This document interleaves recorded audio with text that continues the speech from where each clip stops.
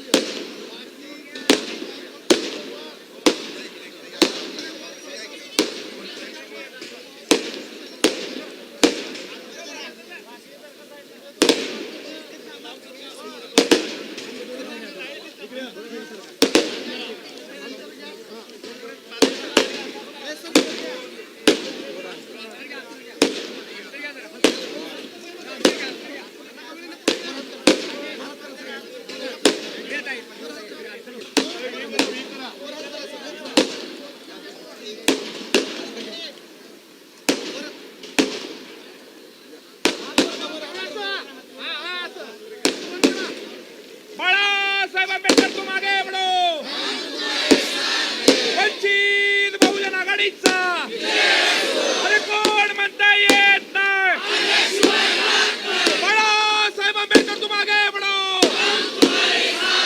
वंचित बहुजन आघाडीचा अरे जय भीम डॉक्टर बाबासाहेब आंबेडकरांचा बाळासाहेब आंबेडकर तुम आगे बढ़ो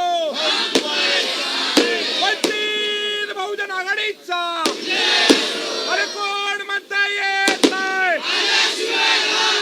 जय भीम अरे जय भीम बाळासाहेब आंबेडकर तुम आगे बढ़ो बाळासाहेब आंबेडकर तुम आगे बढ़ो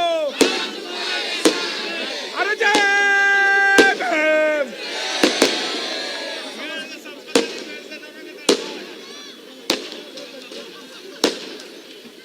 सोलापूर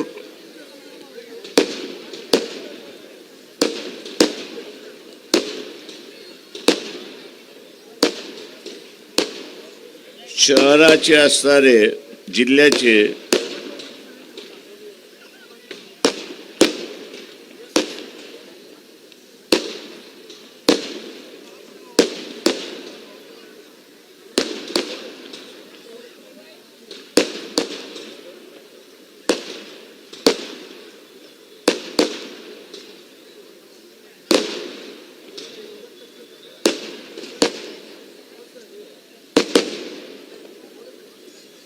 निरीक्षक सोमनाथजी साळुंके ज्यांनी आपल्या समोर या ठिकाणी भाषण केले असे असणारे डॉक्टर ढेपेजी, अरुण जाधव, रवी गायकवाड, जिल्ह्याचे असणारे अध्यक्ष चंद्रशेखर मडिकांबे, शहर अध्यक्ष प्रशांत गणोकार, जिल्हा महासचिव अनिरुद्ध वाघमारे, शहराचे युवाचे अध्यक्ष महेश जाधव, शहर महिला अध्यक्ष पल्लवी सुरेखाजी, शहर महासचिव विनोद इंगळे,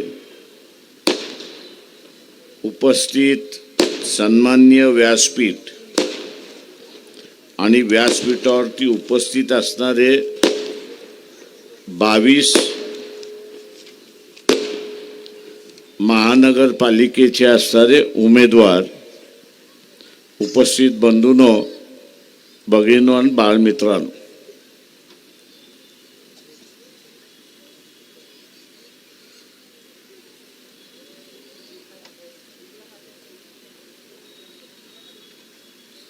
या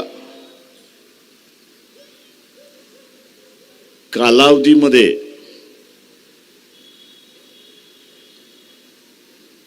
एक ऐतिहासिक जबाबदारी ही आपल्यावरती आलेली आहे. आणि ती ऐतिहासिक जबाबदारी म्हणजे इथे जो लोकशाहीवादी आहे, संविधानवादी जो आहे, मानवतावादी जो आहे, तो या अगोदर काँग्रेस बरोबर होता, तो समाजवादी बरोबर होता, तो कम्युनिस्टांबरोबर होता,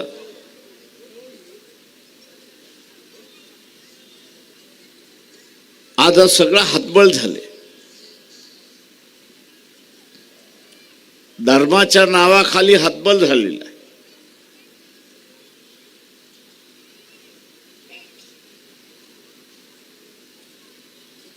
आणि हतबल झाल्यामुळे तो आता फुले शाहू आंबेडकरी विचाराच्या समूहाकडे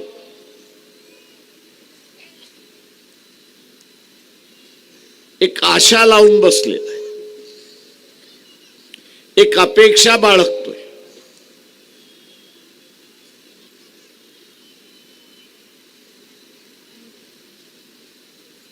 की हा जो मनुवादी आहे,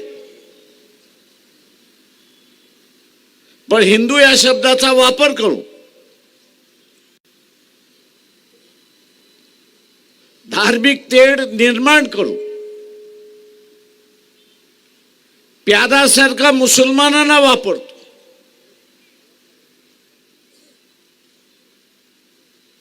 आणि डोकं भडकवण्याचं कामकाज करतोय. याला आळा घालण्याचं, याला थांबवण्याचं आणि या देशामध्ये जो नरसंहार होईल ती थांबवण्याची जबाबदारी ही फुले शाहू आंबेडकर विचाराच्या माणसाकडून करतोय, हे लक्षात घ्या. ही ऐतिहासिक जबाबदारी आहे.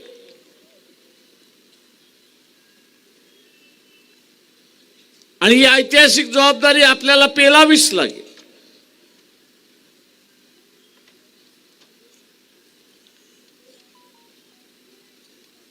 जे मनुवादी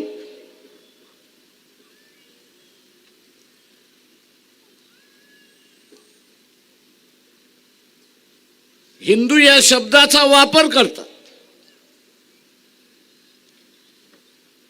मी इथल्या असणाऱ्या ओबीसीना विचार,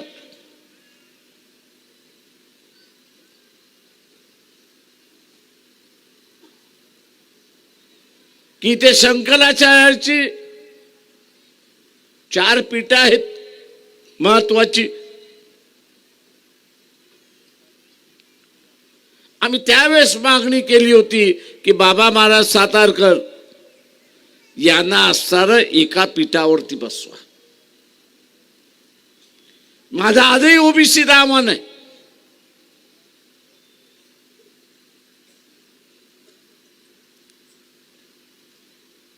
की हे ओबीसी बरोबर आहेत की नाही, धर्मवादी मनुवादी हे ओबीसी बरोबर आहेत की नाहीत याचा तपास करायचा असेल, शोधायचा असेल तर आपण RSS ला म्हणावं. अनेक संत आहेत सध्या, अनेक कीर्तनकार आहेत, प्रवर्तनकार आहेत की ज्या शंकराचार्याच्या गादीवरती बसू शकतात. एकाला बसवा. तुम्ही एकाला बसवलं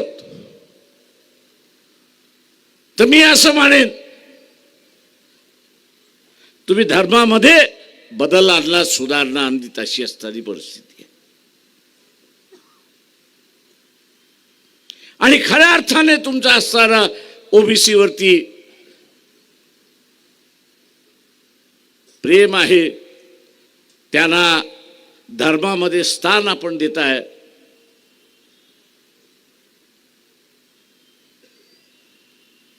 आणि ते स्थान जर दिलं नाही, शंकराचार्याचं स्थान दिलं नाही, तो ओबीसी ती खुणगाट बांधली पाहिजे की हे आपल्याला वापरतात. हे पुन्हा आपल्याला शूद्र करायला निघालेले आहेत. मी नेहमी असणारे एक उदाहरण देतो. शिवाजी महाराजाने आलुतेदार बलुतेदार यांच्या हातामध्ये तलवार दिली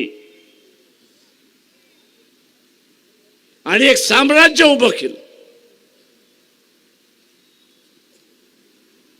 शिवाजी महाराज गेले, संभाजी महाराज गेले, पेशवाईचा कालखंड आला. पेशवाईने काय केले तर शिवाजी महाराजांनी दिलेली हातातली तलवार काढून घेतली आणि पुन्हा जातीचा व्यवसाय गळ्यामध्ये बांधला.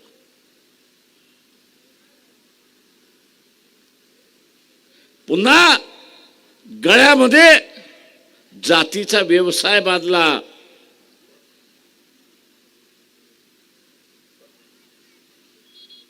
मित्रो,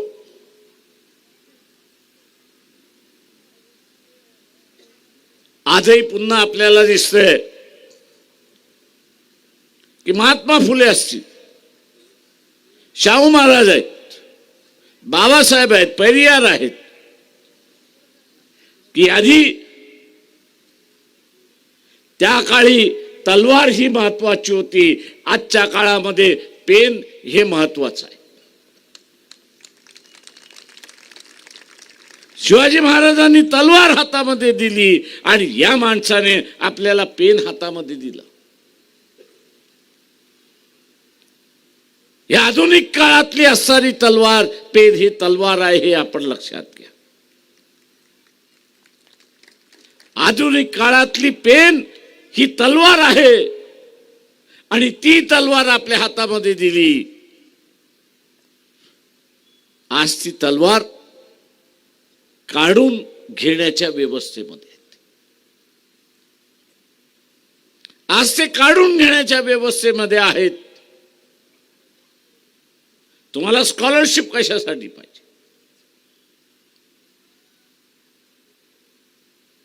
तुम्हाला डिग्र्या कशासाठी पाहिजेत? अशा रीतीचे असणारे प्रश्न विचारले जात आहेत. म्हणजे याचा अर्थ की तुम्ही शिकूच नाही.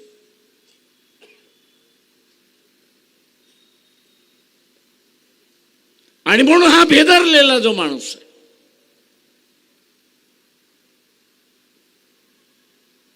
हा जो भेदरलेला माणूस आहे, तो आज फुले शाहू आंबेडकरी विचाराच्या माणसाकडे, समूहाकडे आशेने बघतोय की ज्या पद्धतीने महात्मा फुलेंनी असेल, शाहू महाराजांनी असेल, पेरियारनी असेल, बाबासाहेबांनी असेल, इथली मनुवादी व्यवस्था उद्ध्वस्त केली आणि लोकशाही आणि मानवतावादी व्यवस्था आणली, तिला टिकवण्यामध्ये हा पुढाकार घेईल ही त्याची अपेक्षा आहे.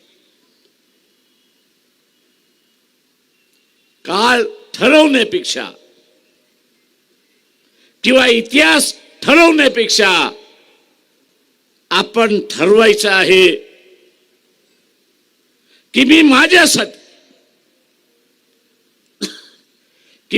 माझ्यासाठी आणि ज्यांची अपेक्षा आहे त्यांच्यासाठी लोकशाही आणि संविधान मी टिकवणार आहे, ही खुणगाट मी बांधली पाहिजे.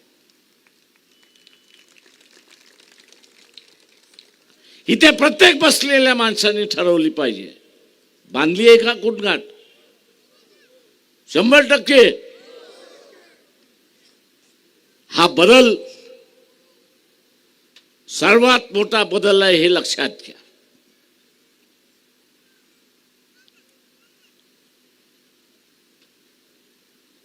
हा सर्वात मोठा बदल आहे, हे लक्षात घ्या.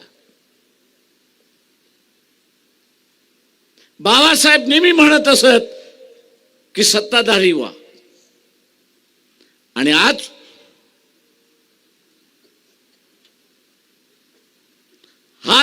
भेदरलेला समूह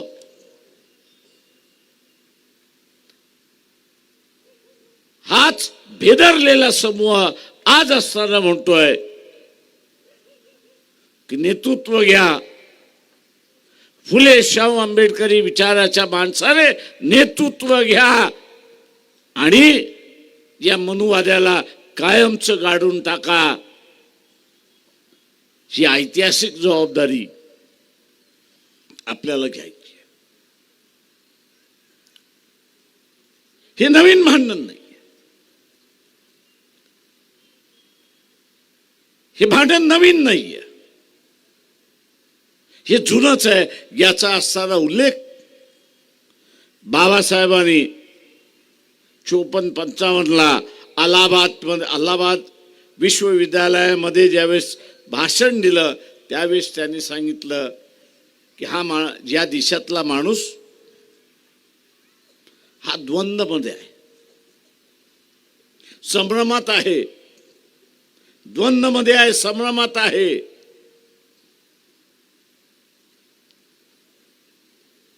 स्वातंत्र्यानंतर इथली असणारी राज्य व्यवस्था ही संविधानाच्या सिद्धांतावरती चालेल, म्हणजे माणुसकीच्या सिद्धांतावरती चालेल, भाईचाऱ्याच्या व्यवस्थेवरती चालेल, बंधुत्वाच्या व्यवस्थेवरती चालेल आणि स्वातंत्र्याच्या विचारावरती चालेल. पण ते म्हटले प्रत्यक्षात या देशामधला माणूस हा मनुवाद्याच्या विचाराने चाललाय. मनुवाद्याच्या विचाराने चाललेला आहे. आणि बाबासाहेब म्हणाले की हे दोन्ही रस्ते समांतर नाही आहेत. तर एक दक्षिणेला जातो तर एक उत्तरेला जातो. काही काळ बाबासाहेब म्हणाले की तुम्ही असताना तुमचे पाय फाकू शकता आणि जगण्याचा प्रयत्न करू शकाल, पण पाय पूर्ण फाकले, फाकायला अजून जागा राहिली नाही तर तुमच्या शरीरावरती परिणाम व्हायला सुरुवात.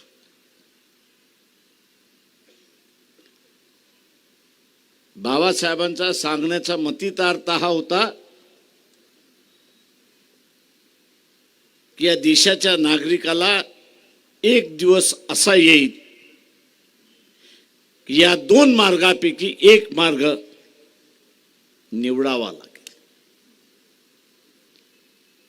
या दोन मार्गापैकी एक मार्ग निवडावा लागेल आणि तो निवडल्याशिवाय या देशामध्ये शांतता राहणार नाही, हे लक्षात घ्या. आज मित्रो, आपण अशांतता बघतोय, आपण अशांतता बघतोय. इथं दंगल कधी होईल मग कळत नाही, नरसंहार कधी होईल हे कळत नाही, अशी असणारी परिस्थिती आहे.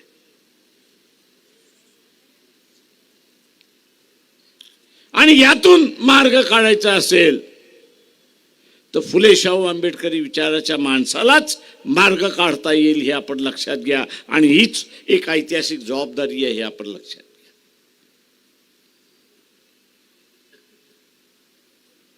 सत्ता हे नुसतं टेंडर नाही, सत्ता हे विचाराचं केंद्र आहे हे लक्षात घ्या. सत्ता एक विचाराचं केंद्र आहे आणि त्याच विचाराची चर्चा पुढे जाते. आज सत्तेवरती कोण बसले तर मनुवादी सत्तेवरती बसलाय आणि म्हणून तो म्हणतोय की हे संविधान मी बदलणार. याचं कारण की ते मनुवाद्याच्या विरोधात आहे.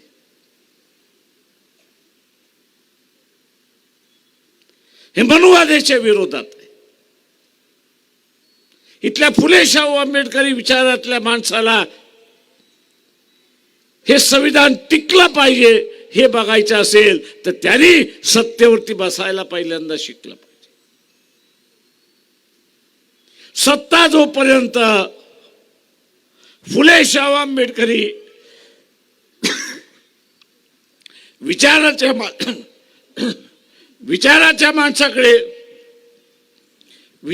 माणसाकडे जोपर्यंत येत नाही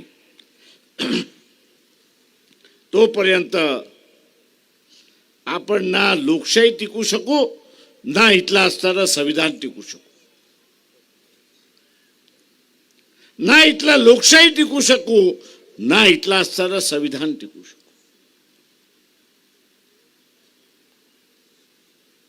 संविधान आणि लोकशाही टिकायची असेल तर आपण काय केलं पाहिजे? काय केलं पाहिजे? काय केलं पाहिजे? सत्तेमध्ये जायचं असेल तर काय केलं पाहिजे?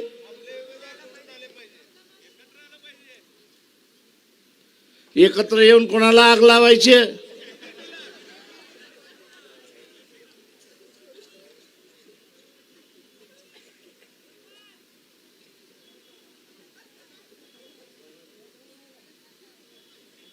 सुपारी घेऊन आलेलं आहे ते लक्षात घ्या.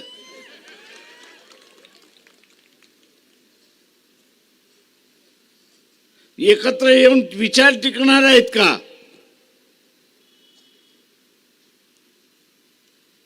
नाही.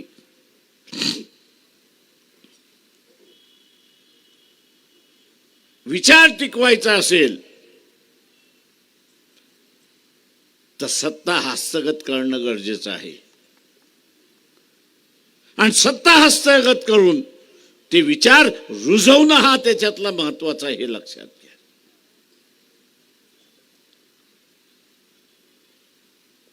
आता हा सत्ता हस्तगत करायचा असेल तर काय करावं लागेल? स्वतःच नुसतं मतदान करून चालणार नाही. स्वतःच मतदान करून त्या ठिकाणी नुसतं चालणार नाही, तर आपल्या बरोबर 2 अधिक मतदान आपण आणलं पाहिजे. आपलं मतदान आणि 2 मतदान किती होतात?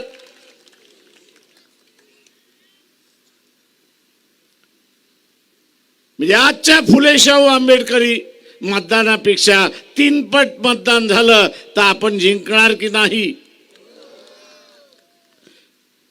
मग हे 2 मत आणण्यासाठी फक्त उमेदवारांनीच काम करायचं का?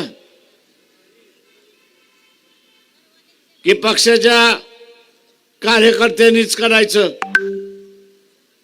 हे जे निवडणुकीपासून आपण जे फारकत घेतो ना,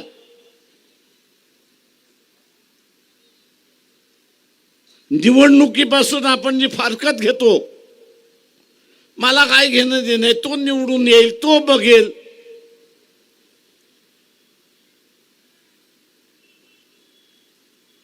हे जे आपल्याला पेरल्या जातात हे चुकीचं आहे, लक्षात घ्या. मी जर फुले शाहू आंबेडकरी विचाराचा आहे तर माझं हे कर्तव्य आहे की त्या विचाराचा माणूस हा सत्तेमध्ये बसला पाहिजे. आणि त्या विचाराचा माणूस सत्तेमध्ये बसायचा असेल तर मला प्रयत्न करणं गरजेचं आहे. उमेदवार प्रयत्न करेल, पक्ष प्रयत्न करेल, पण मी सुद्धा प्रयत्न करणार, ही खूणगाठ आपण त्या ठिकाणी बांधली पाहिजे.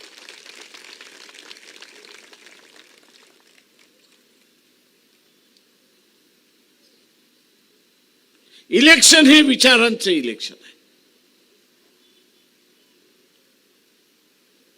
इलेक्शन हे विचारांचं इलेक्शन आहे. आणि विचारांवरती आपण पगडा ठेवायचा असेल, हाबी व्हायचा असेल तर आपल्याला सत्ता हस्तगत करणं गरजेचं आहे.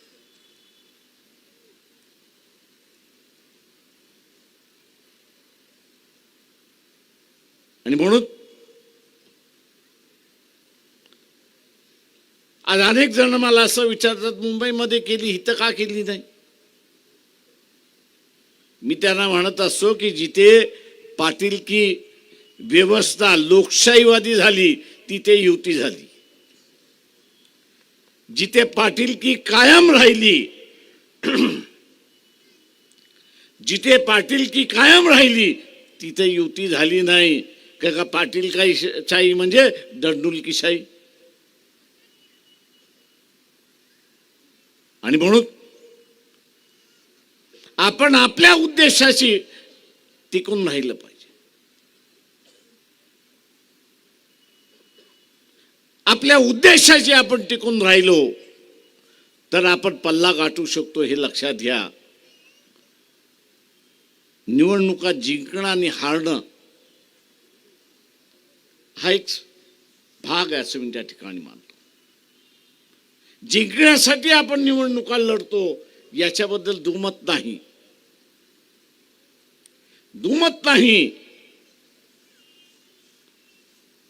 पण निवडणुका हारलो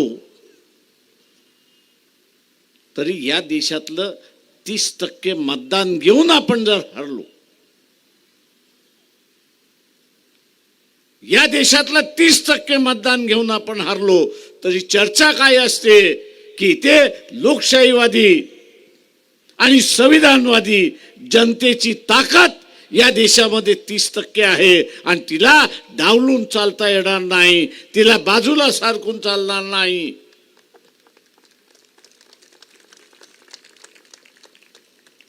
आजची जी व्यवस्था संविधानवादी आणि लोकशाहीवादी जी आहे तिला आपण टिकून धरतो हे लक्षात घ्या. जिंकणं महत्वाचं आहे ह्याच्याबद्दल दुमत नाही. पण इथे लोकशाहीवादी आणि संविधानवादी, मानवतावादी, स्वातंत्र्यवादी संख्या किती आहे हेही दाखवणं त्याच्यातलं महत्वाचं आहे. आणि मतातून जे दिसतं हे लक्षात घ्या.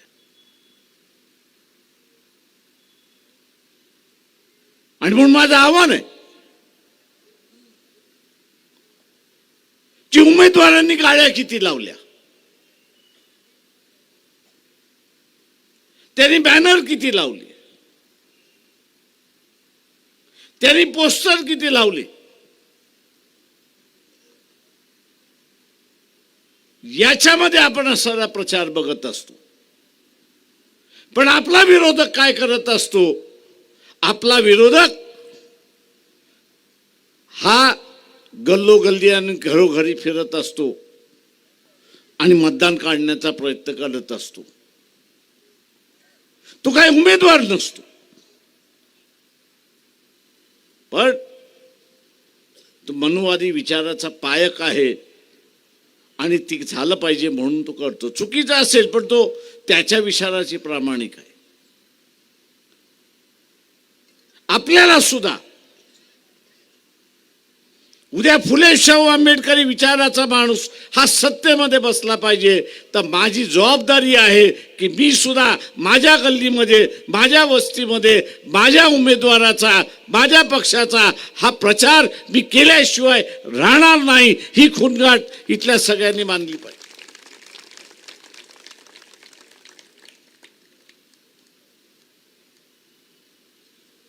आणि ते जर आपण केलं तर यश आपल्याशी आल्याशिवाय राहणार नाही हे लक्षात घ्या. उद्याचे पैसे वाटतील, वाटू द्या. दबाव तंत्र वापरल्या जाईल, वापरू द्या. आपला निश्चय ठाम असेल तर आपण डगमगणार.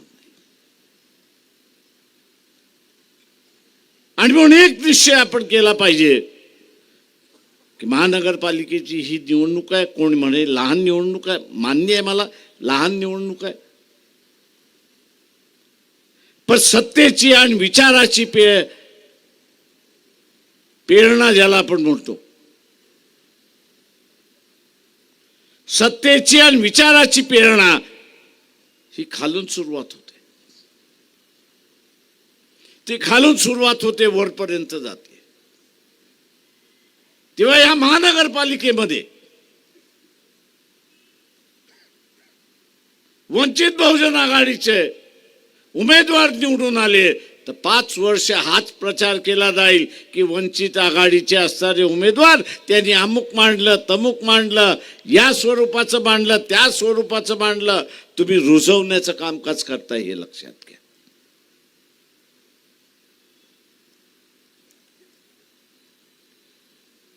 जे आज मनुवादी करायला बघतायत की इथला मुसलमान बदमाश आहे, इथला मुसलमान बदमाश आहे, त्याला आपण सुधारलं पाहिजे आणि म्हणून सांगितलं जातं इथल्या सगळ्या हिंदूंनी एकत्र या.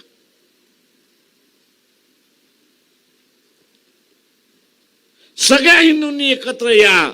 आणि म्हणून मी आपल्याला म्हटलं की ज्यावेळेस आपण ओबीसी मध्ये बसणार त्यावेळेस आपण विचारलं पाहिजे की बा इथे बाबा महाराज सातारकर असतील किंवा इथला असणारे इंदुरीकर महाराज असतील, यांना तुम्ही शंकराचार्य का करत नाही याचा खुलासा विचारा. बाबा महाराज आता नाहीये, इंदुरीकर महाराज तर आहेत, त्यांना का शंकराचार्य करत नाहीत हे आपण विचारायला आणि मांडले पाहिजेत. आणि म्हणून मित्रो, ज्याला आवाज आपण म्हणतो,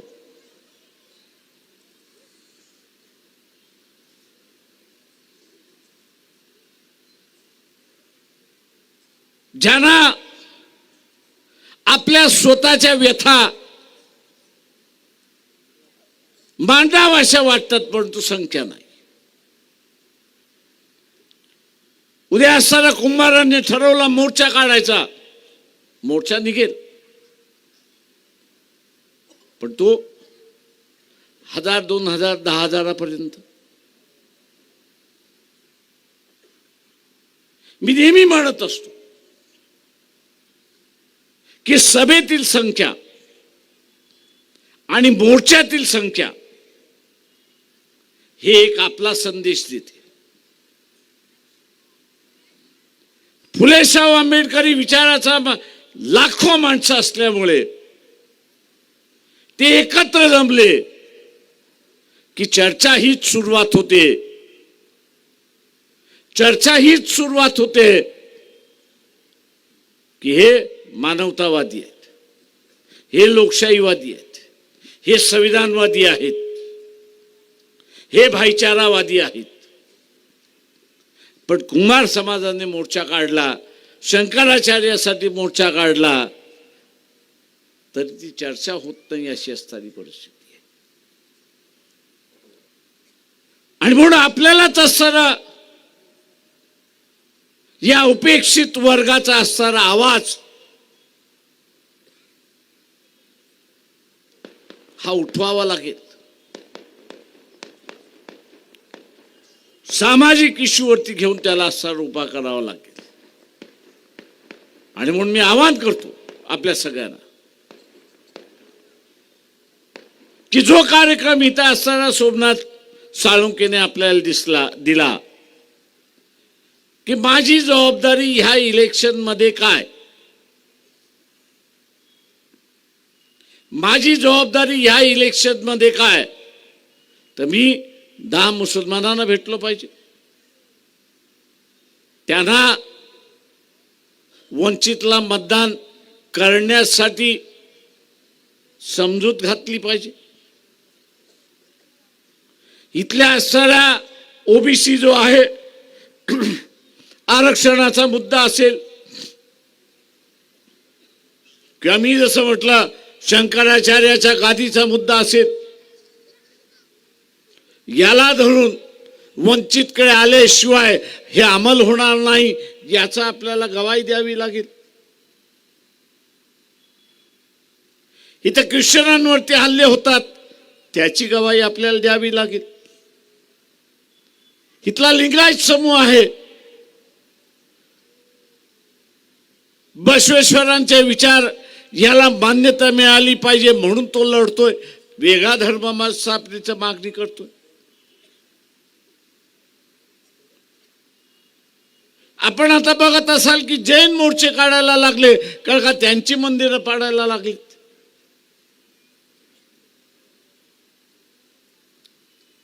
हा जो वेगवेगळा समूह लोकशाहीमध्ये होता आणि म्हणून कधी भीत नव्हता, आता त्याला वाटायला लागले की आपण आता हुकुमशाहीकडे चाललेलो आहोत. आणि त्याला जर आपण समजावून सांगितलं की तो वंचित बरोबर राहिला तर इथली लोकशाही टिकते, तर तो आपल्या बरोबर यायला तयार. आणि म्हणून या वर्गाबरोबर नातं जोडत आपण ह्या 22च्या 22 उमेदवाराला जिंकवलं पाहिजे. या 22 उमेदवारांची निशाणी काय?